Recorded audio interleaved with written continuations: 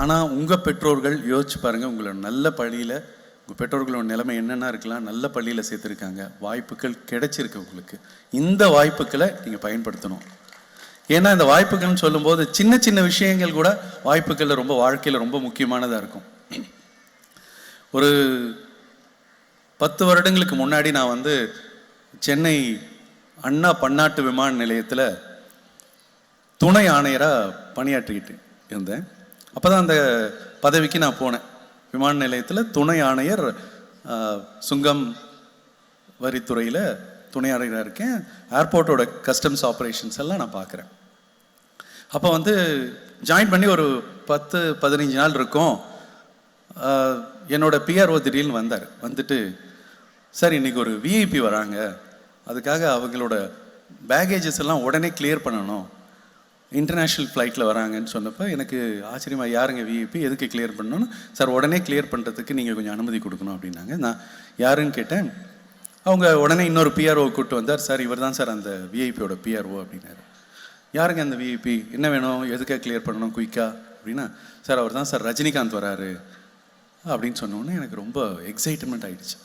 நம்மெல்லாம் சின்ன வயசில் நம்ம ஏஜில் ரஜினிகாந்த்ன்றது ஒரு பெரிய பிம்பம். ரஜினிகாந்த், சூப்பர் ஸ்டார் ரஜினிகாந்த் வந்து இந்த ஃப்ளைட்டில் வரப்போகிறாரு, அரைவலில் நான் இருக்கேன், எப்படியாவது ரஜினிகாந்தை பார்த்தோம்னு என் மனசுக்குள்ளே உடனே வந்து அந்த பிஆர்ஓ கூட்டு அவரோட பேகேஜெலாம் உடனே கிளியர் பண்ணுறேங்க, அவரை எடுத்துகிட்டு கிளம்பிடலாம், அவர் ஒன்றும் பிரச்சனை இல்லை. ஆனால் ஒரு கண்டிஷன், அவர் வந்த உடனே என்ன தான் பார்க்கணும், என்கிட்ட வந்து நான் ஒரு ஃபோட்டோ எடுக்கணும் அவர்கிட்ட அப்படின்னு சொல்கிறேன். சார் கண்டிப்பாக சார் உங்கள்கிட்ட கூப்பிட்டு வந்துடுறேன்றாரு. நான் டைமை கவுண்ட் பண்ணிகிட்டே இருக்கேன். 9:30 ஆச்சு, 9:45 ஆச்சு. அப்படியே மேலே பார்த்துட்டு இருக்கேன், போர்டை பார்க்குறேன், எமிரேட்ஸ் ஃப்ளைட்ஸ் இறங்கிடுச்சுன்னு சொன்ன உடனே அப்படியே பார்த்துக்கிட்டு இருக்கேன். விறுவிறுன்னு பைஜாமா குர்தா போட்டுக்கிட்டு, ஒயிட் கலர் பைஜாமா குர்தா போட்டு விறுவிறுன்னு இமிக்ரேஷன் முடிச்சுட்டு ரஜினிகாந்த் இறங்கி வர்றாரு. வந்த உடனே அந்த பிஆர்ஓ எங்கிட்ட தான் கூப்பிட்டு வராரான்னு பார்க்கும்போது எங்கிட்ட கூப்பிட்டு வந்த உடனே ரஜினிகாந்த் அப்படியே ஒரு தோளில் கை போட்டுட்டு அப்படியே என்னை கையில் போட்டுட்டு அப்படின்னு என்னை பார்க்குறாரு. நான் உடனே அவர்கிட்ட என்னென்னமோ மனசில் நினச்சதெல்லாம் பேசிக்கிட்டே இருக்கேன். அவர் அப்படியே கேட்குறாரு. உடனே என் ஃபோனை கொடுத்து நான் உடனே, அப்போ வந்து இந்த பழைய சாம்சங் ஃபோன் இருக்கும், அதில் அப்படியே செல்ஃபி எடுக்க முடியுமான்னு நான் ட்ரை பண்ணிகிட்டு இருக்கேன். அப்போ வந்து அவர் கூட வந்து ஒரு போலீஸ் செக்யூரிட்டி என்ன பண்ணார், போலீஸ் ஆஃபீஸர், அவர் என்ன பண்ணார், டக்குன்னு நான் ஃபோட்டோ பிடிக்கிறேன் சார் அப்படின்னு சொல்லிட்டு வாங்கிட்டு பிடிச்சார். அப்படியே ரஜினிகாந்த் என்னை கட்டி பிடிச்சிட்டு இருக்காரு. ஃபோட்டோக்காக நிற்கிறேன். அப்பா ரொம்ப நல்ல மூமெண்ட். அப்புறம் கூட்டம்லாம் வந்துட்ட உடனே பிஆர்ஓ நான் கூப்பிட்டு போயிடுறேன் சார் அப்படின்னு கூப்பிட்டு போயிட்டார் ரஜினி. எனக்கு ரொம்ப மனசெல்லாம் ரொம்ப புலகாங்கிதம். ஏன்னா நம்ம சின்ன வயசில் எங்கேயோ தேட்டரில் அந்த டிக்கெட்டுக்காக அந்த கூட்டத்தில் அலைஞ்சி திரிஞ்சு வாங்கி பார்த்த படம் எவ்வளோ வாட்டி பார்த்துருப்போம். அவர் நம்ம தோளில் கட்டி பிடிச்சிருக்காரு. நம்ம எதிர்பாராத இரவு அப்படின்னு சொல்லிட்டு அந்த மொபைலை வாங்கி பார்க்குறேன், தேடி பார்க்குறேன், ஃபோட்டோவே இல்லை. அந்த போலீஸ்காரர் வந்து, சார் ஃபோட்டோலாம் நல்லா வந்திருக்கா அப்படின்னாரு. என்னையா ஃபோட்டோ எடுத்தீங்க, ஃபோட்டோவே காணையா அதில் அப்படின்னா, சார் ஃபோட்டோ எடுத்தேன் சார், டச் பண்ணேன் சார், டச் ஸ்க்ரீன்ற அந்த பழைய சாம்சங் ஃபோட்டோவில் டச்சே ஆகலை, அவர் ஃபோட்டோவே எடுக்கலை. எவ்வளோ பெரிய டிஸப்பாயின்மெண்ட்டு. அன்றைக்கி நான் தூங்கவே இல்லை. அன்றைக்கி இரவு முழுதும் என்னோடய கலக்கம், அந்த டியூட்டியே என்னால் நிறைவாக பண்ண முடியல. ஒரு வாரம் என்னால் தூங்கவே முடியல. அதுக்கப்புறம் மறந்துட்டேன், இந்த வாய்ப்பை விட்டுட்டேன். எவ்வளோ பெரிய வாய்ப்பு, ரஜினிகாந்த் வந்து என்னை தோளில் கட்டி பிடிச்சிருக்காரு, ஆனால் நான் ஃபோட்டோ எடுக்காமல் மிஸ் பண்ணிட்டேன்னு. ஒரு வருஷம் கழித்து திரும்ப விறுவிறுன்னு என்னோட பிஆர்ஓ வந்தார். சார் நம்ம திறக்காமல் ஒரு அரைவல் ஹால் இருக்குது சார் ஏர்போர்ட்டில், அந்த அரைவல் ஹாலில் ஒரு ஷூட்டிங் பண்ண போகிறாங்க சார், அது ஒரு 10 நாள் கழித்து அதுக்கு எல்லா பார்ட்டியும் பர்மிஷன் கொடுக்கணுன்றாங்க சார், நீங்களும் சைன் பண்ணுங்கள். என்ன ஷூட்டிங் என்ன சார், ரஜினிகாந்தோட ஒரு படம் வரப்போகுது சொன்ன உடனே திரும்ப ஆர்வமாயிட்டேன். எப்படியாவது இந்த வாட்டி ஒரு ஃபோட்டோ எடுத்துடணும்னு சொல்லிட்டு திரும்ப அடுத்த ஒரு 10 நாள் வெயிட் பண்ணி கரெக்டாக ஷூட்டிங்க்கு வராரு ரஜினிகாந்த். அங்கே போகிற மதியம் ரஜினிகாந்த் விறுவிறுன்னு ஒரு பொண்ணோட மாடிப்பட்டியிலேருந்து இறங்கி கேட் வரையும் நடக்கிறார். திரும்ப ஒரு 10 முறை அந்த டைரக்டர் நடக்க சொல்கிறார். ரஜினிகாந்த் பொறுமையாக நடந்து முடிக்கிறார். அவர் நடந்து முடித்த பிறகு நான் அவர்கிட்ட போய் ஃபோட்டோ எடுக்கணும்னு சொல்லிட்டு கரெக்டாக நினைக்கிறேன். ரஜினிகாந்த் திரும்ப ஒன்றும் சொல்லலை. அவர் திரும்ப நிற்கிறாரு. ஆஃபீஸர்னு அறிமுகப்படுத்துகிறாங்க. பழையபடி புது ஆஃபீஸராக கேட்குற மாதிரியே கேட்குறாரு ரஜினிகாந்த். அப்படிங்களான்றாரு. திரும்ப நான் நின்று ஃபோட்டோவுக்கு நிற்கிறேன். ஃபோட்டோ எடுக்க வரும்போது அந்த டைரக்டர் வந்து, சார் ஃபோட்டோ எடுக்கக்கூடாது சார் அப்படின்றார். என்ன சார் இந்த கெட்டப்பில் சார் ஃபோட்டோ எடுக்க முடியாது அப்படின்றார்.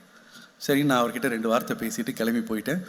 திரும்ப 1 வருடம் கழித்து திரும்ப ரஜினிகாந்த் வந்து ஏர்போர்ட்டுக்கு வராருன்னு சொன்ன உடனே இந்த வாட்டி விடவே கூடாதுடா அப்படின்னு சொல்லி ஓட்டம் நடையுமா நான் அந்த டிபார்ச்சர் ஹாலில் போயிட்டு அந்த கெஸ்ட் ரூமில் நின்ன உடனே ரஜினிகாந்த் எந்த கெட்டப்புமே இல்லாமல் ரொம்ப சோர்வடைஞ்சிருந்தார்.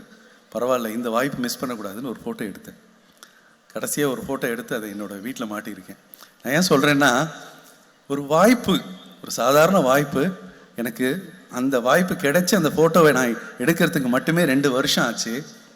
ஆனால் நம்ம வாழ்க்கையில் எத்தனோ வாய்ப்புகள் கிடைக்குது, அதை நம்ம மிஸ் பண்ணுறோம்.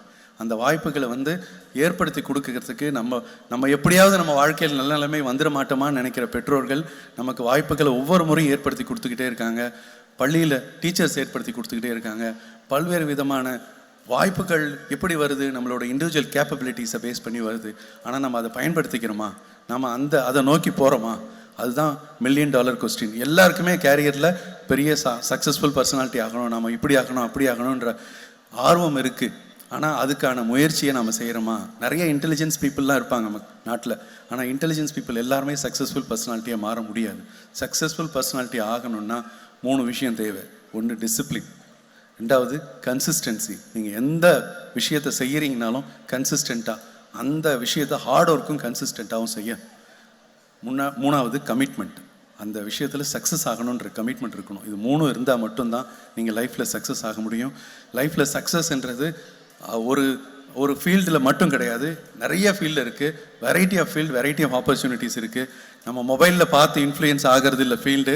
நீங்கள் மொபைலில் வந்து நிறைய விஷயங்களை பார்க்கலாம். உங்கள் ஃப்ரெண்ட்ஸ் நிறைய காலேஜில் சேர சொல்லி உங்களை கம்பல் பண்ணலாம். நிறைய உங்கள் பேரண்ட்ஸ் உங்களுக்கு நிறைய கேரியர்ஸ் பற்றி சொல்லலாம். ஆனால் ஒரே ஒரு விஷயந்தான், நீங்கள் ஒரு இண்டிவிஜுவல், உங்களுக்குன்னு ஒரு தனி திறமை இருக்குது. அந்த திறமையை மட்டும் உணர்ந்துங்க. அந்த திறமையில் இதில் எதனா சாதிக்க முடியுமான்னு முயற்சி பண்ணுங்கள். கண்டிப்பாக சாதிக்க முடியும். அந்த திறமையை வளர்த்துக்குங்க. ஒரு விளையாட்டாக இருக்கலாம், அது வந்து சினிமாவாக இருக்கலாம், அது வந்து அரசியலாக இருக்கலாம், அது வந்து அரசாங்க அதிகாரியாக முயற்சி பண்ணலாம், இல்லை டாக்டர் ஆகலாம், இன்ஜினியர் ஆகலாம். பல்வேறு துறைகள் இருக்குது. அதுக்கான வாய்ப்புகளை இந்த பள்ளி உருவாக்கி கொடுக்குது. அதை பயன்படுத்திக்கிங்க. வாழ்க்கையில் கண்டிப்பாக நீங்கள்லாம் சக்ஸஸ் ஆக முடியும்.